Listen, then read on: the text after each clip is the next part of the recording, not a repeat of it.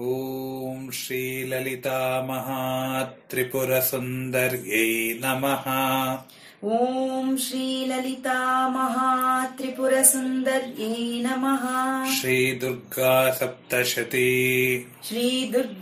सप्तशती पञ्चमोऽध्यायः। ॐ नमश्चण्डिकायै। ॐ नमश्चण्डिकायै। दूत उवाच इन्द्राद्याः सकला देवाः तस्थुर्येषान्न संयुगे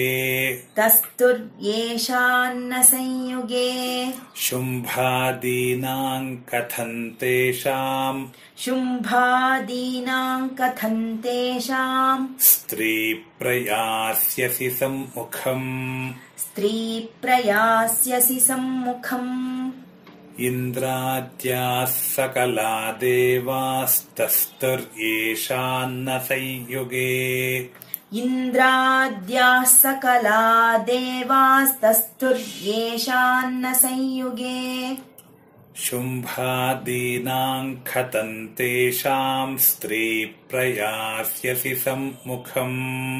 शुम्भादीनां कथं तेषाम् स्त्रीप्रयास्यसि सम्मुखम् सा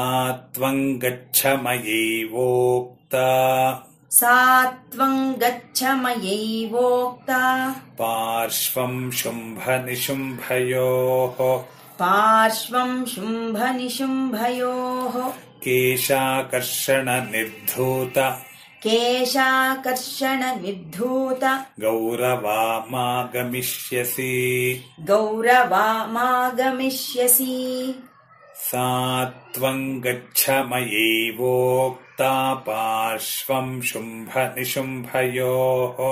सा त्वं गच्छ मयैवोक्ता पार्श्वं शुम्भनिशुम्भयोः केशाकर्षणनिर्धूत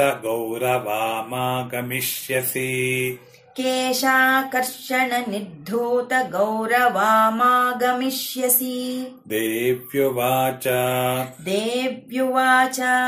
एवमेतद्बली शुम्भो निशुम्भश्चापि तादृशः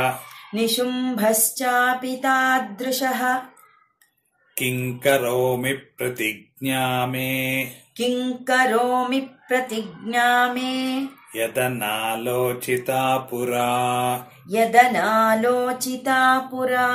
एवमेतद्बली शुम्भो निशुम्भश्चापि तादृशः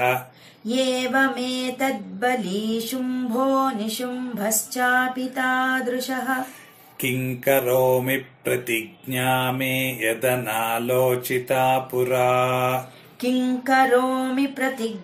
मे यदनालोचिता पुरा सत्वं गच्छ मयोक्तन्ते यदेतत्सर्वमादृतः तदा चक्ष्वासुरेन्द्राय स च युक्तं करोतु यत्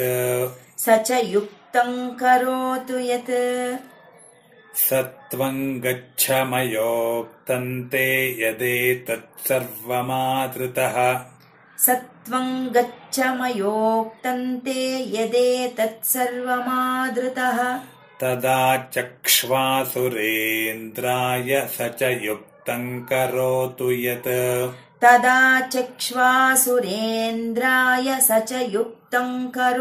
यत् स्वस्ति श्रीमार्कण्डेय पुराणे सूर्यसावर्णिके मन्वन्तरे देवी माहात्म्ये देव्या दूतसंवादो नाम पञ्चमः।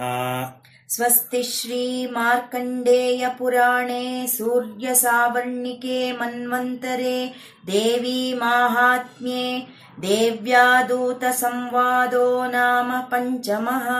श्रीजगदम्बार्पणमस्तु। श्रीजगदम्बार्पणमस्तु।